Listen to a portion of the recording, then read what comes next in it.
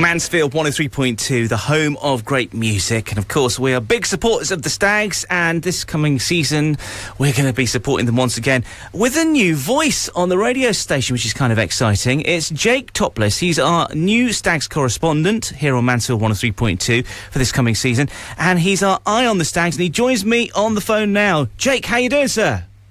Good evening, Watcom. I'm good, mate. How are you? Very good. Very excited to introduce you to Mansfield 103.2's listeners. So, before we start talking about the Stags, tell us a little bit about yourself, because you're kind of well known for what you do on the internet. Tell us more.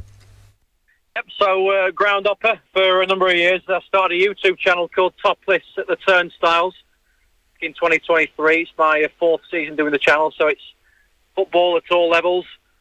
Mostly Mansfield Town, the team I love the most. Football at all levels, all across Europe, hopefully the world one day, including Sunday League football as well, funnily enough. I was actually pitch side at the Sunday League National Cup final a couple of months ago. Side at Bramall Lane for a crazy game. But yeah, football at all levels on YouTube. This is it. You're very, very popular on YouTube, so we thought we'd sign you to our team and get you on the radio. So, obviously, we'll talk about your socials a little bit later on so people can follow you and see what you get up to. But let's talk about the Stags. Of course, their pre-season friendlies have started, and you were there yesterday. Yes, a 2-1 win against a very spirited Retford United team who I know really well. The manager, Ryan, really, really well. The game went as well. Well, it went how we thought it would go. Mansfield dominating possession. A lot of people will be a bit frustrated with the result because we play them every year. We played them last season and won 6-0.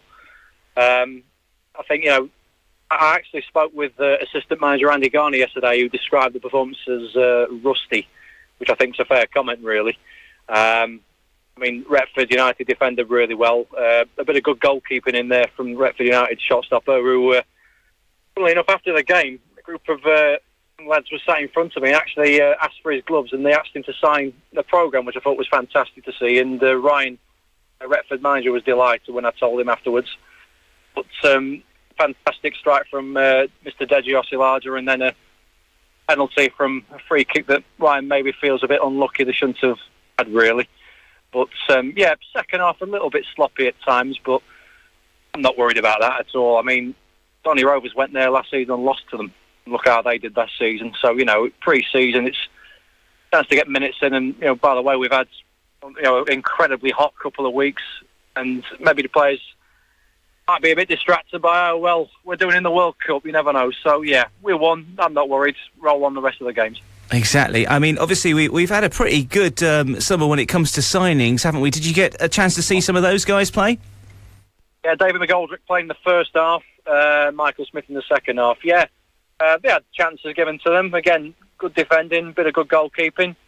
They put on the yellow shirt for the first time. I was hoping that David McGoldrick could score, so I could say, I hope he keeps up that good form of scoring against teams in black and white next season, if you know what I mean. Exactly. Yeah. So the next friendly is at Barrow, isn't it, this coming Saturday? It is, yeah. Barrow away. Adam Murray, Stags legend, in charge of Barrow after taking Kidderminster Harriers to promotion.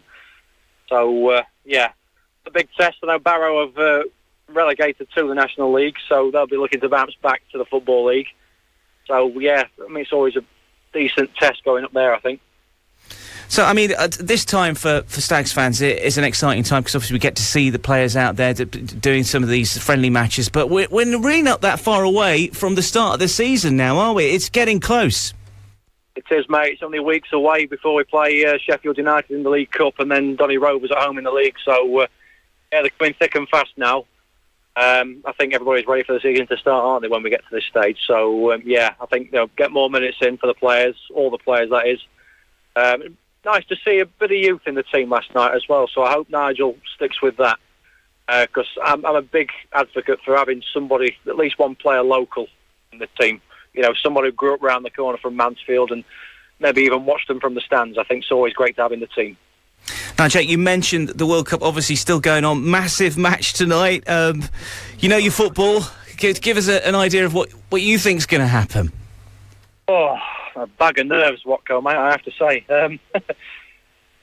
it's going to be feisty, I think, more than anything, because dare I say, this could be international's greatest rivalry, perhaps. England, Argentina, hatred from both sides. Not to mention a certain war, but I don't think it's the strongest Argentina side there's ever been, is it? I think player for player, we probably look the stronger side here. Maybe bar Lionel Messi, perhaps, in his older age, but I think a lot of us are quite confident going into this one. So I think if England are at 100%, we go through. If we're at 80%, I think we're out though.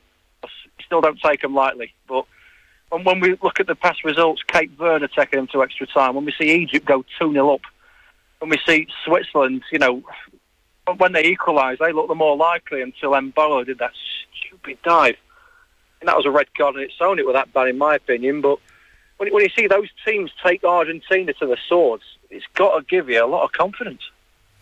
Well, I'm pleased we got you on, because that's, you know what, that's given me a bit of confidence as well about tonight, because I am extremely nervous as well. So Jake, tell us how people can find you on the internet, because obviously you're going to be you're our regular voice now going forward as our eye on the Stags, on my show and on other shows across, obviously, our programming over the next few months and beyond. But where can they find you on the internet? Yep, so Facebook page, Topliss at the Turnstiles, YouTube, Topliss at the Turnstiles. I'm also on Twitter, Instagram, TikTok, the usual social media lot. But yeah, YouTube. Please like and subscribe, by the way. There is a playlist titled Mansfield Town. I'm hoping to do more and more games each season. So yeah, plenty of content on there for you to see. 3 seasons worth.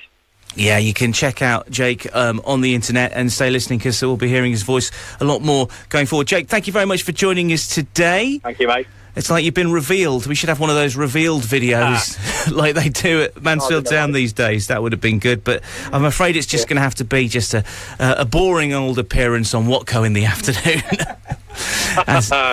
Well, Jake, look, thank you very much. Jake Topliss there, our eye on the Stags this season. Looking forward to hearing from him more. A regular voice on Mansfield 103.2, and as he said, he's all over the socials. Topliss at the Turnstiles. Just type that in and you'll find him. He also has a vlog and a blog as well, so well worth checking out.